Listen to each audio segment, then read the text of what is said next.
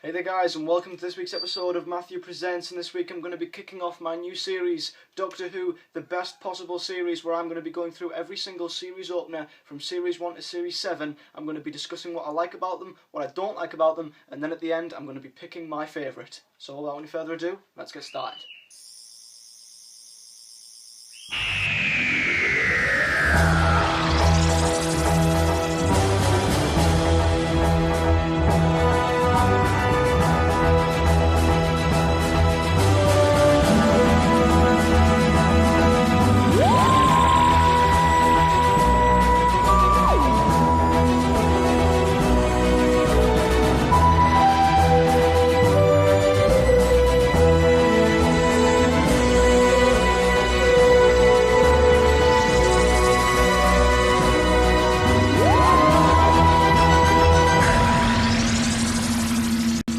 So then guys, time to start my new series, and of course we're going to begin by talking about all the series openers from Rose to Asylum of the Daleks, and I'm going to be picking my favourite. Now, a series opener to me is not the best episode of the series. It doesn't really go out to aim to be the best episode of the series. They mostly are just there to warm us into a series, just make us comfortable with the series, because usually at the start of a series there's something new. You know, most of the time there's a new doctor or a new companion or something new that's going to happen. Rarely there's the same doctor and same companion, but there's always something new, I think, at the start of a series, and that's what the series openers have to do. They have to make you comfortable, they have to warm you into a series, and that's what I'm going to be reviewing today. And I'm going to start off by reviewing, of course, the first ever episode in the modern series, Rose.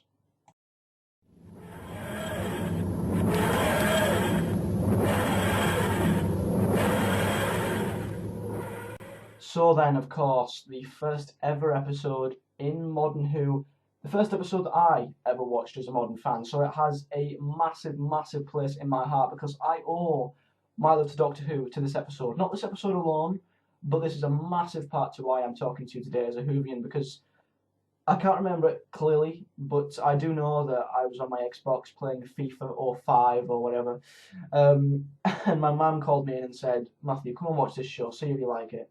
I watched it when I was a kid, and the rest is just a nice happy history. So if I'd not went in that room and watched Rose, I might have still found Doctor Who eventually. I might have not. But yeah, Rose definitely has a massive, massive place in my heart because it was the first episode I ever saw, and I think despite that, it's still a good episode. I mean, of course, if I was to say a nitpick about it, I would say that the way that they killed the Autons, killing plastic by using anti-plastic, that's very simplistic, of course, but I think everything else was fantastic. I mean, for the first ever episode of Doctor Who, you're not going to make it complex unless you're Stephen Moffat. You're going to make it simple, and you're just going to warm people into the show. And another thing I liked about Rose is that they didn't force everything down your throat. You know, it's Doctor Who in the 21st century. They didn't go, "Oh, look, this is the TARDIS, this is what it does, this is the Sonic, this is what it does, this is the Doctor, this is who he is." They didn't force anything down our throats. They just spoon-fed us what Doctor Who was, who the Doctor was, what the TARDIS did. They didn't force it down us, and it kind of left us asking questions, and that's why we stayed to tune in, because they didn't tell us everything, because they left most of it for us to find out ourselves. So, not the strongest episode, of course. No series opener is the strongest episode, but it's far from the weakest. It's an episode I will always go back and watch, not just because it's a great story, but for nostalgic reasons personally as well. But yeah, Rose is a great story, great introduction. I thought the Ninth Doctor was fantastic. Rose was brilliant in this episode. Yes, I'm saying Rose is brilliant. The Autons were great as well. Quite spooky, I can imagine, as a 9-year-old going around the town centre the next day. I was a bit wary of the shop dummies. But yeah, great story. I'd probably give Rose a 7 out of 10.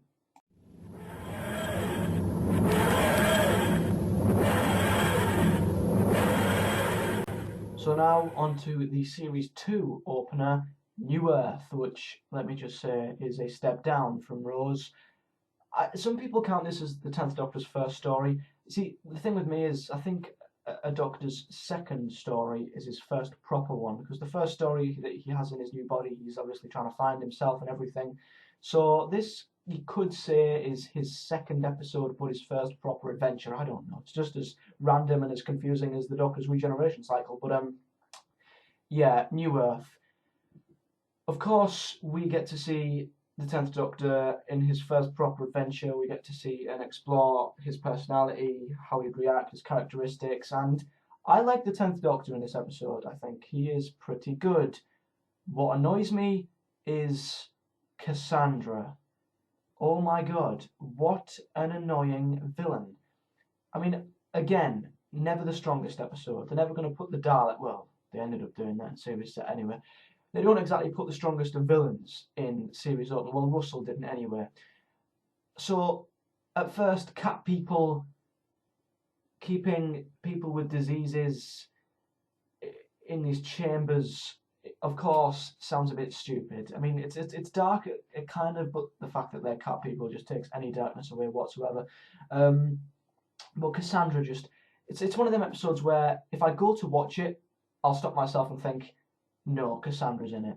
And it's like Tasha Lem with The Time of the Doctor. I stop myself from watching New Earth because Cassandra's in it. And when she's possessing the Doctor, he's just waltzing around, making a fool out of himself. And when he possesses Rose, she just becomes even more of a little dog, humping the Doctor's leg even more. So as a story, it's not that bad. But I think as an episode and with the characters in it, Cassandra is annoying. Chip is pointless. I'm so glad Cassandra died in this story. I'm just so bloody glad. She was so annoying the way that she possessed people. And it really did not give the 10th Doctor that, well, I wouldn't say first impression. You know what I mean.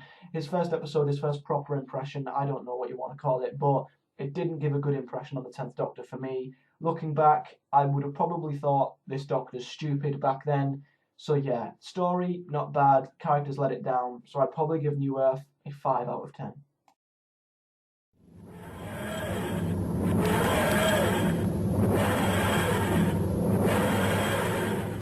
Now onto the Series 3 opener, Smith and Jones, which again have to introduce us into something completely new, and that was the companion of Martha Jones. And most of you will probably know I'm a big fan of Martha Jones. Am I a big fan of this story?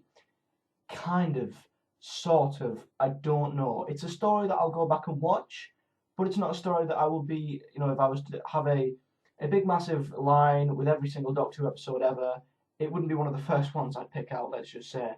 I think as a debut story for Martha, it's good. I think it introduces her character well. I think the Doctor lets me down in this story. I think he just seems as if he's just lost Rose, so he's kind of desperate to find his next girl.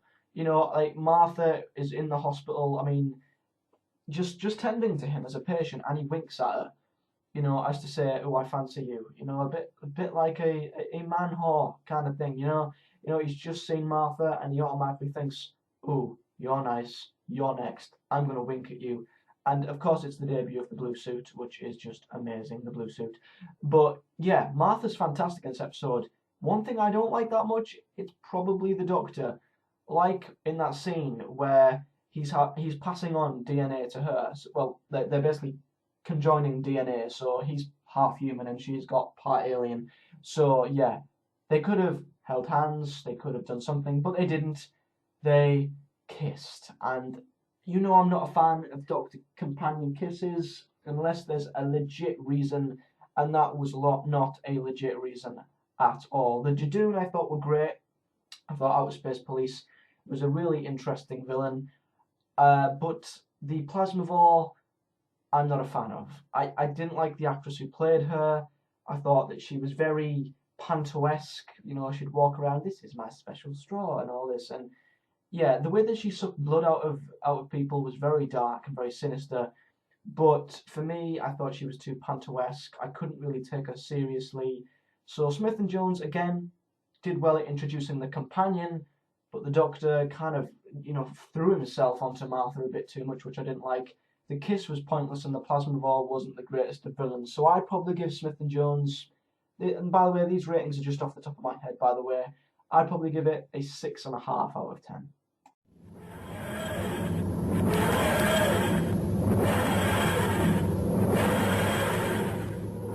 Now onto the Series 4 opener, Partners in Crime, and it's very weird. I can remember exactly where I was, what I was doing. I can remember clean as day watching this episode for the first time, which is quite weird.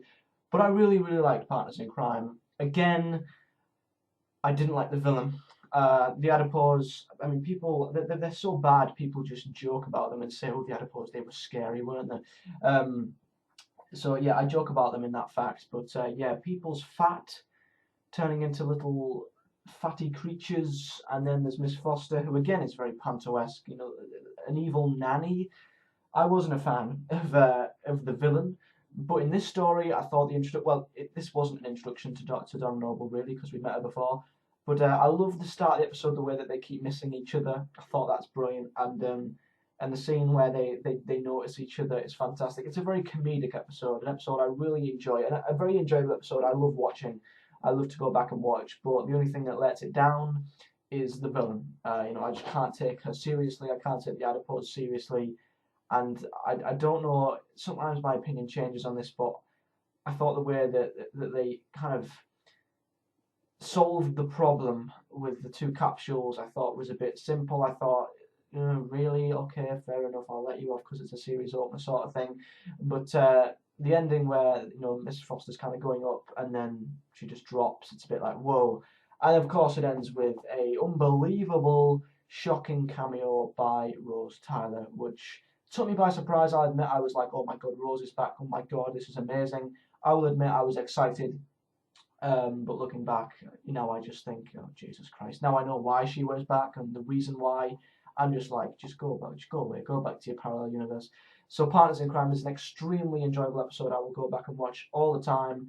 The only thing that annoyed me was the villain, in my opinion. I just couldn't take him seriously. Very forgettable. Of course, I will never be bothered if the adipose never come back again. So Partners in Crime for me gets a 7 out of 10.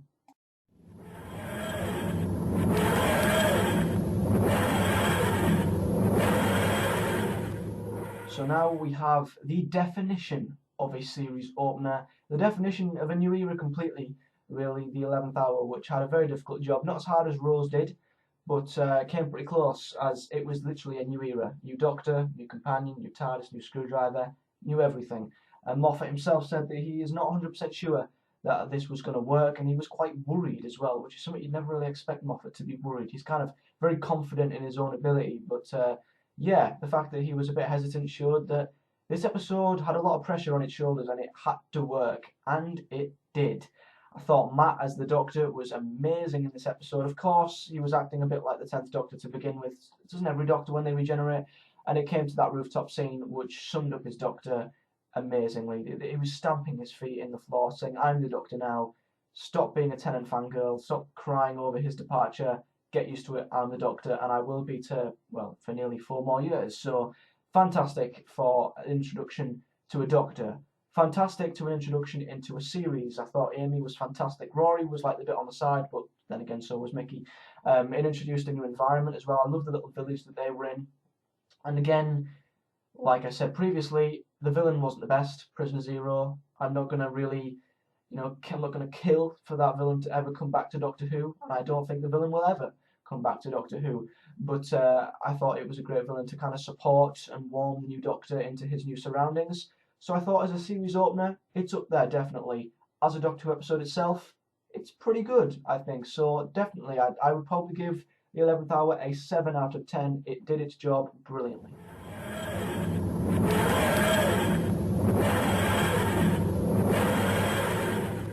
Sorry, was I saying that series openers were easy to follow and comfortable to watch, and that they weren't complex at all? Not until Stephen Moffat gets his hands on them.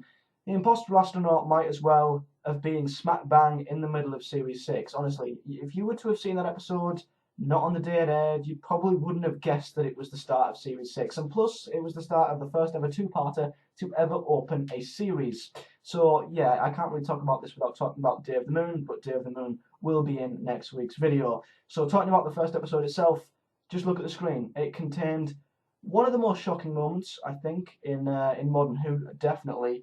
The 11th Doctor gets killed, dead, stone dead. We then find out that he's a test. I'm not even going to go there. That's for episode 13. Cannot wait for that. But as a series opener, well, this wasn't. Well, it was a series opener, but it didn't have to be. It could have been anywhere in a series, I guess. So I can't really judge it on it being a series opener. So I can only really judge it on it being a Doctor Who episode on its own. And I thought it was a pretty decent one. I think. The shock, of course, of the 11th Doctor being killed, of course, made all of our jaws drop completely and made us wonder how the hell is he going to survive this? And me and James were racking our brains for hours and hours and hours trying to think of how he might survive. And it introduced the Silence, who are one of the best enemies, I think, in Modern Who. I really like the Silence. Too bad that they were kind of underused and wrongly used towards the end, but when they first were introduced to the show, they were fantastic. And I always love an episode of Doctor Who where an historical figure appears, and I thought Richard Nixon was brilliant. The prosthetics, how far they went with the prosthetics for Richard Nixon was quite astonishing, but that's the budget they had. They were able to go and film in bloody Utah. That's how much budget they had back then. So yeah, brilliant episode, brilliant setting, and the cliffhanger was fantastic as well. I thought like I said, series opener, can't really judge it on that. So as an episode itself, one that I would probably go back and watch if I had the option to. Again, it's not an episode I would jump at the chance to watch again. So The Impossible Astronaut, pretty average if you ask me. I'd give it a 6 out of 10.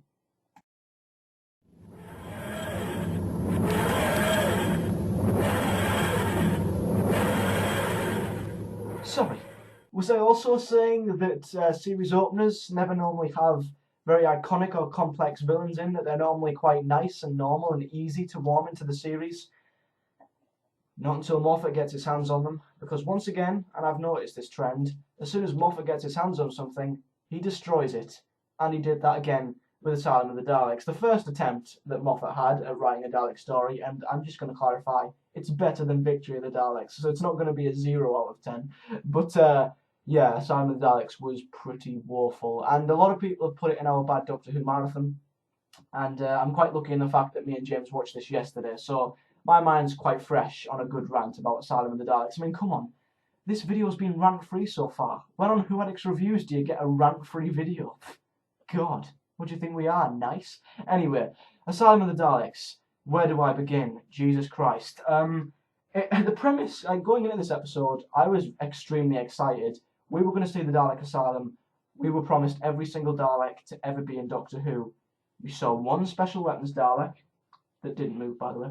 We saw a handful of classic Daleks that didn't move again, and a massive plot hole that annoys the living hell out of me. When the Doctor goes into intensive care, they are all the Daleks from past battles in the classic series. They even reference the classic planets and the classic battles, and yet they were all modern Daleks. Yeah, Moffat, that makes brilliant sense. And also, you've got a Dalek episode. They wanted to make the Daleks scary again.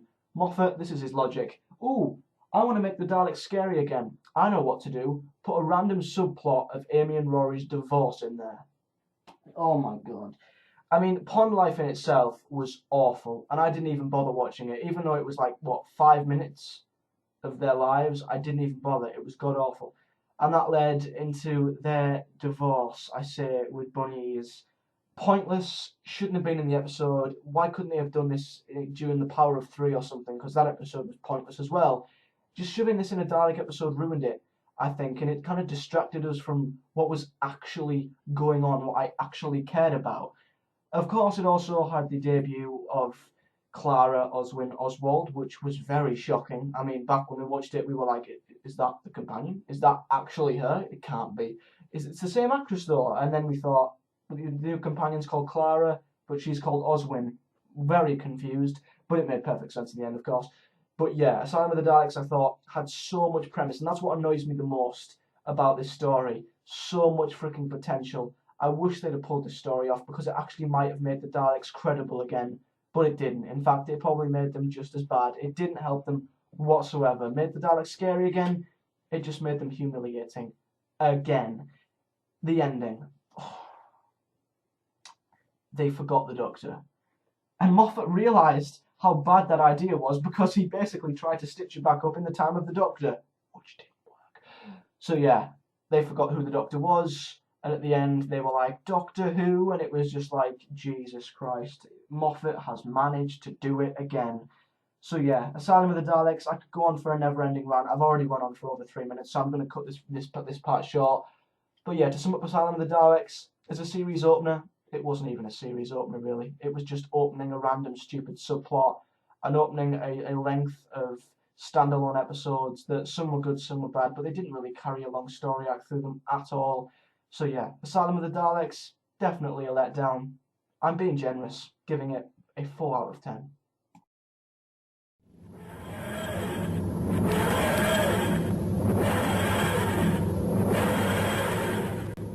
So now, my conclusion. What is my favourite episode 1 to go into my best possible series in Modern Who? They're all brilliant, apart from the Asylum of the Daleks, and they're all pretty similar in ratings as well, all around the 6, all around the 7. So believe me, when I was choosing this, very difficult to choose. And I was stuck between two. I was stuck between Rose and the 11th Hour, and for a long time, I had the 11th Hour as my favourite. But over time, and after watching it again, it brought back memories. And it's a great story in itself, but it also has such a special place in my heart. So, in my best possible series, to start off, my favourite episode 1 has got to be my first ever episode that I ever seen as a Doctor Who fan, that I give the reason to why I'm a Doctor Who fan today. I owe this episode a lot. It's got to be Rose in 2005. So then, guys, that is my favourite series opener of New Who. Of course, comment below your favourite series opener. And before I finish, I'm going to answer a couple of comments from last week's video, which was my regeneration story. My first comment is from John Smith. Quickly want to just get this out of the way. He said, "You forgot the War Doctors." I did point out, and I just knew one person would point it out and say, yes, I did not review the Day of the Doctor. I mentioned John Hurt's regeneration at the end of my Night of the Doctor review. So if there is anyone else who is wondering where the War Doctor's regeneration was in the countdown last week, I didn't review the Day of the Doctor because the War Doctor's regeneration had nothing to do with the Day of the Doctor's story at all, so there was no point. And plus, we'd already done like a 51-minute review on it, so yeah, no point re-reviewing that, and John Hurt's regeneration had no impact. So if you do, and if you have not, and you are still wondering why I didn't have that in the countdown last week, go to my Night of the Doctor review, and you'll find it there. Sergio Palacio says, "I almost felt my heart stop when I watched The Case of Adrozani." I hope that's like a good heart stop. I hope you didn't mean it was so bad my heart stopped. But if it's a good one, then I can completely understand. I mean, I wouldn't go as far as to say my heart stopped, but when I finished watching it, I was a bit like taken back, as in, Jesus, you know, I didn't see that. Probably because I went into that story not expecting it to be as good as it was. It's the first classic story it took me by surprise, and the first classic story that has just took a level above every other classic I've seen. And it's the first classic where I've actually been able to say the soundtrack was outstanding. So, your heart stopped, I lost my breath. Caves of Adrozani is just amazing. Owen Salmons commented saying, "Caves is a great story and the War Games is magnificent, but my order would be Journey's End, End of Time, Time of the Doctor, Caves, the War Games, Parting of the Ways, Night of the Doctor, Logopolis, the movie, Planet of the Spiders, 10th Planet, and Time in the Rani." Yet again, great video, thank you. That's an interesting countdown. One thing that I noticed is that all the modern regenerations are at the beginning, apart from, I think, yeah, Caves and the War Games, splits Parting of the Ways and the Night of the Doctor up, but yeah, top 3 are Journey's End, End of Time, and Time of the Doctor, which are the last 3 regenerations that we got. So, yeah, strange, but I don't know if that's just because you are an extreme modern fan, Owen, or you're just not a fan of the classic ones. But Journey's End, your favourite. I know you love that story, and I'd love it too, but the ending ruined it completely, so it would probably be up there with mine as well, but Journey's End just took a massive shit on the Stolen Earth and everything that Series 4 had built up.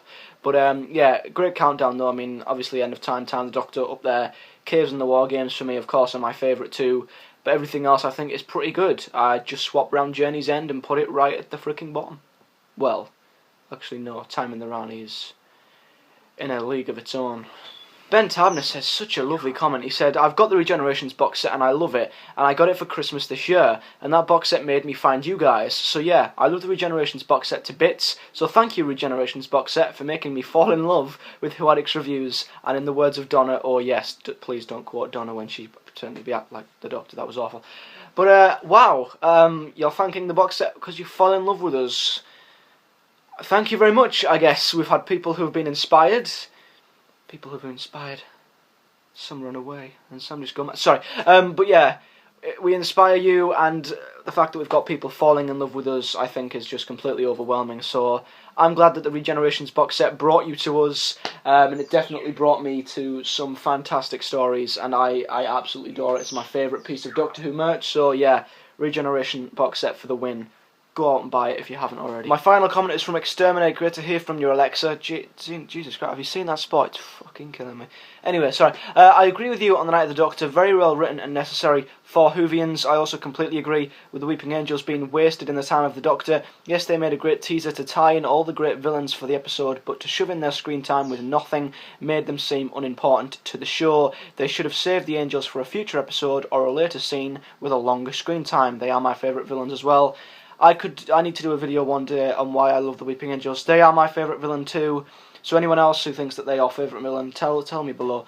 But yeah, I think they were completely wasted. They were just there for the teaser trailer, pretty much, because the scene with them in the snow, apart from Matt, you know, getting his wig off, and you know that even seemed pointless in the end. Just to clarify that he was wearing a wig. But yeah, the Time of the Doctor could have worked easily without the Weeping Angels, and I thought that they were only in there just because Moffat thought, oh, if I put the Weeping Angels in, people will watch them. And I was excited personally because I thought, oh my god, what will happen if the Weeping Angels meet the Silence? Will the Weeping Angels send them back in time, or will the Weeping Angels forget about the Silence? They didn't even meet. Yep, and the Daleks never even met the Cybermen. Yep, that's Moffat for you. Moffat is the best at putting your hopes up and then dropping them from 1,000 feet like Tom Baker and Megapolis. Honestly, awful, absolutely awful. They were wasted, utterly, completely wasted in the Time of the Doctor, and as much as I love them, there was no need for them to be in there, so I would definitely prefer them in another episode, and Moffat's laid down the foundations there. Honestly, the thing with the Weeping Angels is it's very difficult to keep them relevant and to keep them fresh and new because their motives are the same, and it's hard to keep them in a fresh environment doing different things because all they do is wait for the lights to go out and move. So yeah, they've been in hotels, they've been in forests, they've been in abandoned houses. What's left for them? Snow.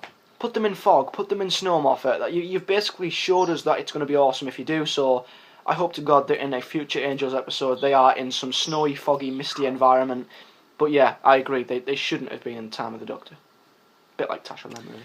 So then guys, thank you for watching the first episode of my new series. I hope you enjoyed it. If you have enjoyed it, don't forget to hit that like button if you want to see the series continue. Subscribe to our channel because we've got so many awesome things coming up. We've got James's story arcs, our Bad Doctor Who marathon. Well, that's not exactly great. It's great for you guys, not for us. We've got the rest of this series to continue. We've got Whovians No More. So much coming up, so subscribe to our channel if you haven't already. Also, comment below your favourite series opener from Rose all the way up to Asylum with the Daleks. Comment your favourite series opener below and tell me why. Give me a rating out of 10, whatever you want, and I'll answer them at the end of next week's video, where again I'll be going through all the episode 2s from series 1 to series 7, and once again I'll be picking my favourite because my goal with this series is for us all to pick our best possible series, and it'd be very interesting to see how different my best possible series might be to someone else's, probably Tom Dix, because his best possible series will probably be my worst.